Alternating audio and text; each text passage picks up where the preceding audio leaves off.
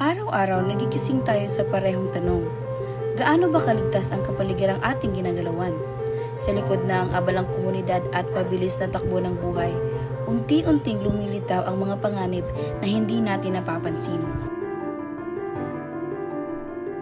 Sa bawat basurang itinatapon kung saan-saan, sa bawat kanal na barado, at sa bawat usok na kumukulong sa ating hangin, ito ay may kaakibat na panganib sa ating kalusugan. Maruming katubigan,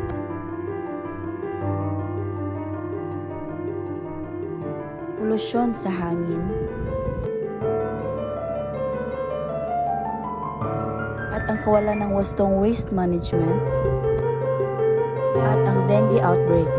Ito ay ilan sa mga problemang lumalala kapag hindi natin pinapansin.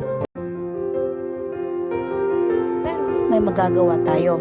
Sumama sa mga weekly clean-up drive ng barangay, isegregate ang basura na bubulok sa isang lalagyan at di nabubulok sa isa pa. Huwag magtapon ng basura sa kanal o ilog. Suportahan ang road clearing operation para maiwasan ang pagbaha. At siguraduhin ang tamang bakuna ng pamilya lalo na laban sa dengue. Maliit man ang hakbang mo ngayon, may malaking epekto ito sa kinabukasan. Kapag sama-sama, kaya nating gawing mas malinis, mas ligtas at mas malusog ang ating komunidad.